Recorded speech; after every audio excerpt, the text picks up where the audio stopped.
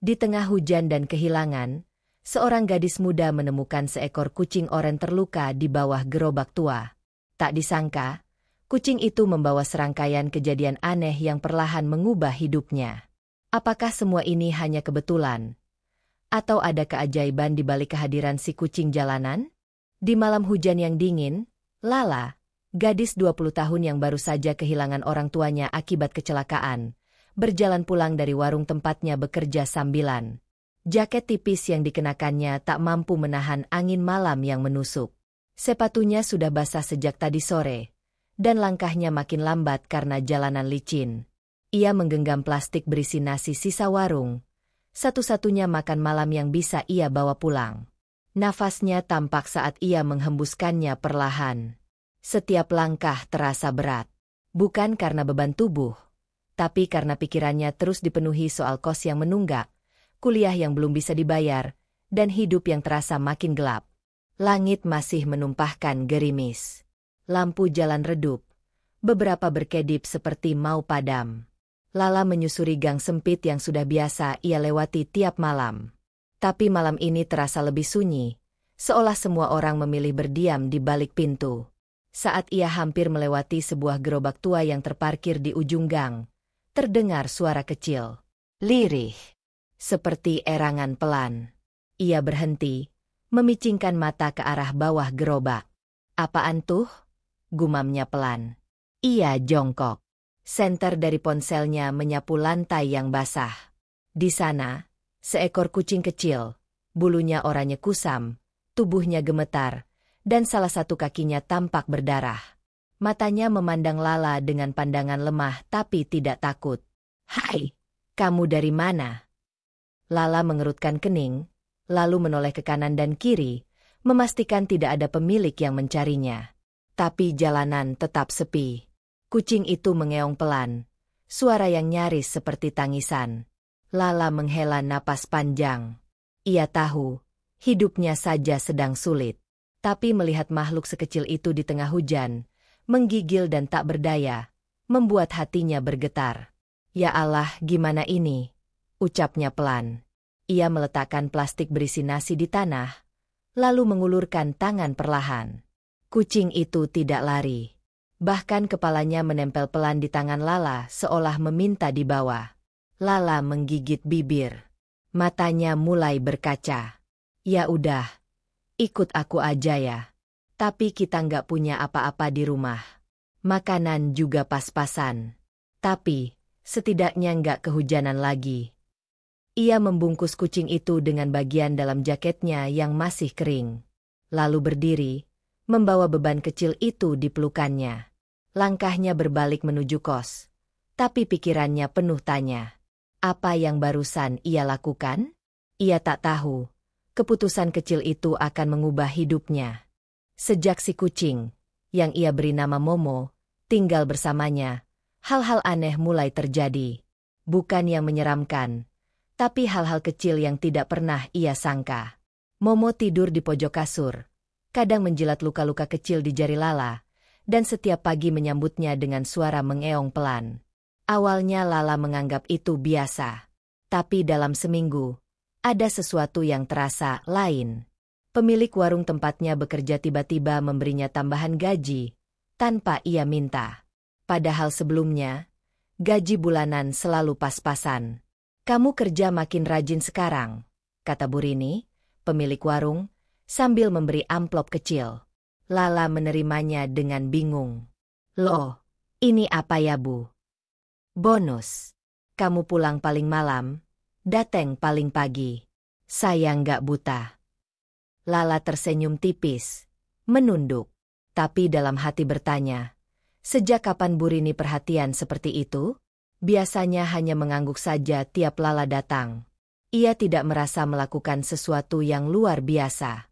Yang berubah hanyalah Momo. Beberapa hari kemudian, saat pulang kerja, ia menyadari dompetnya hilang. Panik, ia mengecek seluruh isi tas, menyusuri jalan balik, bahkan mencari ke dalam warung. Tapi nihil. Ia duduk di kursi depan kos dengan wajah pucat, tangan gemetar. Astaga! Gimana kalau dompetnya diambil orang? Isinya kan uang buat bayar listrik. Tak lama, ada suara ketukan pintu pagar. Seorang bapak paruh baya berdiri dengan jas hujan setengah terbuka. Maaf, ini dompet Mbak ya? Saya nemu di jalan pas depan tukang tambal ban. Lala terpaku. Ia ambil dompet itu, memeriksa isinya. Lengkap. Bahkan uang receh pun masih ada. Bapak tahu itu punya saya dari mana? Ada kartu pelajarnya, sama struk belanjaan. Saya lihat alamat kos di situ. Lala mengucap terima kasih berkali-kali, lalu masuk dengan napas masih tercekat. Ia duduk di lantai kamar. Momo naik ke pangkuannya, mengeong pelan, seolah bertanya, "Ada apa?" Lala mengusap kepala Momo. "Kamu bawa hoki ya?" Momo hanya diam, matanya memejam nyaman. Hari demi hari berlalu, dan sesuatu yang lebih mengejutkan terjadi. Salah satu pelanggan warung, pria muda yang sering makan sambil menunggu nasi goreng dibungkus, tak sengaja melihat sketsa-sketsa Lala di buku catatannya yang tergeletak di meja. "Kamu yang gambar ini?" tanyanya sambil menunjuk satu halaman bergambar anak kecil dan kucing. "Iya, cuma iseng," jawab Lala gugup, buru-buru menutup bukunya. "Iseng? Ini bagus banget. Aku kerja di agensi desain. Kita butuh ilustrator paruh waktu. Kamu mau coba?" Lala menelan ludah. "Beneran, Mas?" "Ya iyalah. Coba kirim beberapa karyamu ke email aku. Nanti aku bantu rekomendasikan." Setelah pelanggan itu pergi, Lala duduk lama di belakang warung. Matanya menerawang. Ia membuka buku sketsanya, lalu melirik arah Momo yang sedang tidur di atas karung beras. "Jangan bilang ini semua gara-gara si kucing," gumamnya sambil menggeleng pelan. Tapi hatinya tak bisa bohong. Ada sesuatu yang berubah sejak Momo datang. Dan ia belum tahu, apakah perubahan itu benar-benar sebuah keberuntungan, atau hanya awal dari sesuatu yang lebih besar. Namun keberuntungan tak selalu diterima dengan sukacita. Di minggu ketiga setelah ia mulai menggambar untuk proyek desain ilustrasi, Lala menerima pesan dari salah satu rekan freelance yang dulu sempat menawarinya kerja. Isinya pendek, tapi tajam. "Kamu nyontek karya orang ya? Mirip banget sama konsep yang udah aku bikin bulan lalu." Lala membacanya sambil duduk di lantai kamarnya. Momo sedang tidur di atas bantal dekat jendela. Hati Lala langsung panas, tapi juga panik. Tangannya gemetar saat ia mengetik balasan. "Maaf, itu gambar saya sendiri. Semua dari sketsa saya, bukan hasil jiplak." Tapi pesan balasan justru lebih kasar. "Ngaku aja. Sebelum aku laporin. Gue udah kapture semua karya lu. Kita lihat siapa yang percaya." Beberapa menit kemudian, Lala membuka media sosialnya. Dadanya terasa sesak. Ada unggahan dari akun si rekan tadi yang menyebutkan nama Lala langsung, lengkap dengan potongan gambar karya yang ia klaim dijiplak. Komentar berdatangan. Beberapa mendukung, tapi banyak yang mencaci. "Parah banget. Masih muda udah curang. Ngaku dong. Jangan ngeles. Dasar penjiplak." Wajah Lala pucat. Ia terduduk di sudut kamar, memeluk lutut. Air matanya mulai turun. Ia membuka email, berharap ada klarifikasi dari klien. Tapi justru sebaliknya. Proyeknya dibatalkan. Alasan resminya, demi menghindari konflik yang sedang viral. Tanpa tanya, tanpa pembelaan. Malam itu, Momo tak tidur di tempat biasanya. Lala mencari ke pojok dapur, ke kolong meja, bahkan keluar kos dengan senter. Hujan rintik turun dari langit, dan jalanan sudah sepi. Ia memanggil dengan suara bergetar. "Momo, kamu di mana? Ayo pulang." Tak ada suara mengeong. Tak ada jejak kaki basah. Kamar kos yang biasanya hangat jadi sunyi dan dingin. Lala duduk di kasur sambil memeluk jaket lusuh. Ia merasa kosong. Nama baiknya rusak. Pekerjaan hilang. Dan sekarang, Momo pun pergi. Apa ini semua cuma mimpi? Apa emang aku nggak pantas bahagia? bisiknya pelan, hampir tak bersuara. Ia menatap langit-langit kamar. Matanya merah, wajahnya kaku. Untuk pertama kalinya setelah sekian lama, Lala merasa benar-benar sendiri. Dan satu pertanyaan terus berputar di pikirannya. Tak bisa ia hentikan. Apakah semua yang ia alami selama ini cuma keberuntungan semu yang sebentar lagi akan habis? Di titik terendah itu, Lala bertemu Danu, pemuda relawan penyelamat hewan yang pertama kali ia temui saat Momo baru dibawa ke puskeswan beberapa minggu lalu. Danu datang ke warung tempat Lala biasa bekerja, membawa brosur vaksinasi gratis untuk kucing liar. Ia sempat melirik meja sudut tempat Lala biasa menggambar sambil menunggu pelanggan. "Lala, kamu kelihatan beda," ucap Danu sambil menarik kursi dan duduk di depan Lala. "Kenapa mukamu pucat banget? Kamu sakit?" Lala diam sebentar. Ia menatap meja, jari-jarinya memutar-mutar pulpen kecil. "Momo hilang," bisiknya. "Terus, aku lagi kena fitnah. Katanya aku nyontek desain orang." Danu mengernyit. Ia memajukan badannya. "Serius? Serius? Siapa yang ngomong gitu?" "Temen freelance. Dia posting di media sosial. Terus klien langsung batalin kerjaanku. Komentarnya parah. Dan..." Danu menghela napas pelan. Ia tak langsung bicara. Tapi tangannya menyentuh pundak Lala sebentar, memberikan tekanan lembut.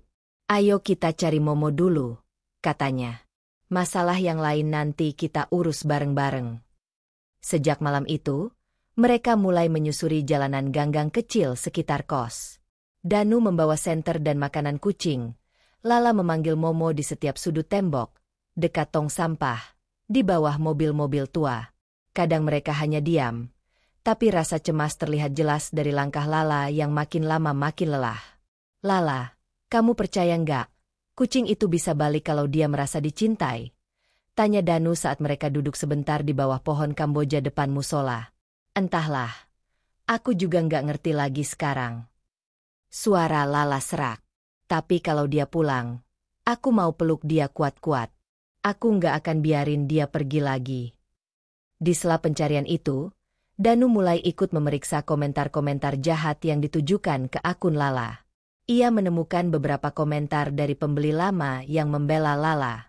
Dari situ, Danu mencari kontak mereka dan mulai menghubungi satu persatu. "Ini orang yang pernah lihat kamu gambar langsung kan?" tanya Danu sambil menunjukkan tangkapan layar dari pesan seorang pembeli bernama Vina. Lala mengangguk pelan. "Dia yang beli lukisan kucing tidur di rak buku. Dia tahu itu bukan jiplakan. Nah, aku udah minta dia bikin klarifikasi. Nanti kita posting sama-sama. Biar publik tahu siapa yang jujur." Lala tak menjawab, tapi matanya mulai berkaca. Ia tak menyangka, di tengah semua yang hancur, masih ada orang yang benar-benar berdiri untuknya. Sejak malam itu, ia mulai sedikit demi sedikit membuka laptopnya kembali. Bukan untuk menggambar, tapi untuk mengatur ulang semua portofolio, membaca kembali komentar klien lama, dan mencatat satu demi satu bukti yang bisa membersihkan namanya. Meski ia belum sepenuhnya bangkit, tapi setidaknya, kakinya sudah mulai berdiri lagi.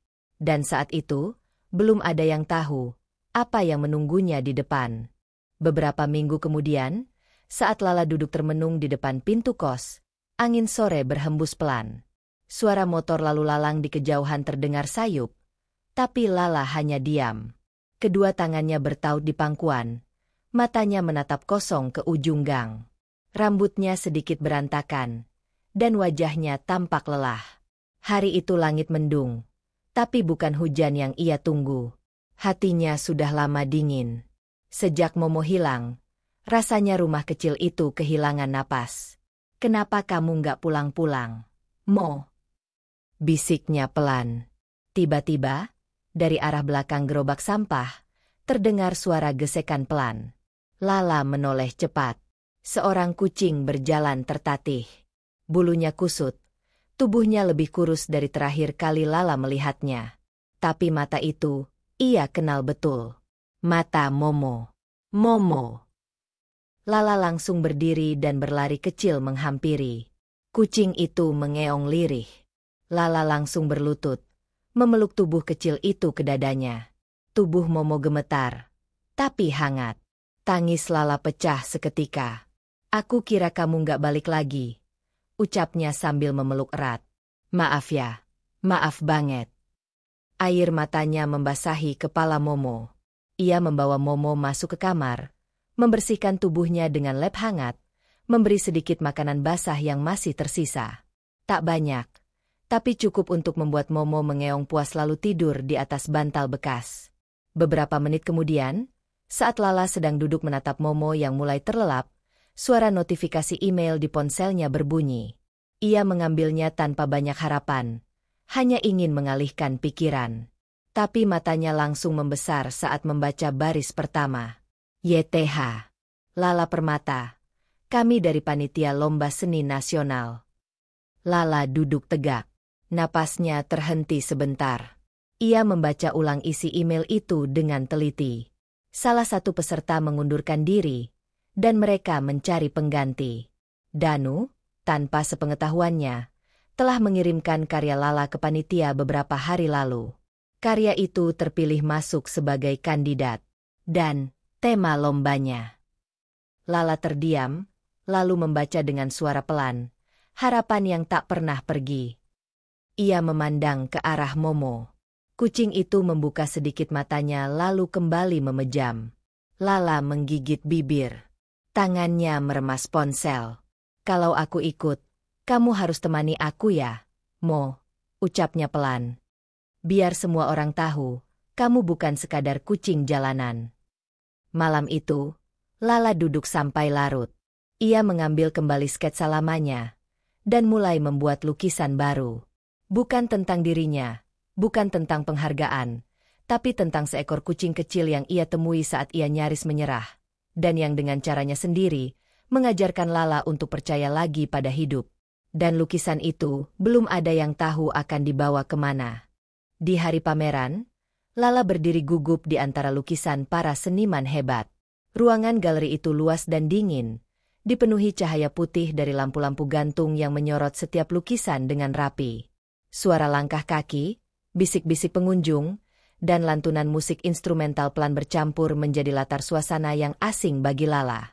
Ia menggenggam undangan di tangannya. Kertasnya sudah lecek karena digenggam sejak tadi. Napasnya pendek. Matanya bergerak cepat memindai ruangan. Di dinding sisi kanan, lukisannya terpajang. Lukisan tentang Momo. Seekor kucing kecil yang duduk di balik jendela, menatap hujan, dengan bayangan Lala di belakangnya. "Lukisan siapa ini?" tanya seorang wanita paruh baya, berdiri beberapa langkah dari karyanya. Suaranya pelan, tapi cukup untuk membuat Lala menoleh. "Itu, saya Bu," jawab Lala ragu sambil melangkah pelan mendekat.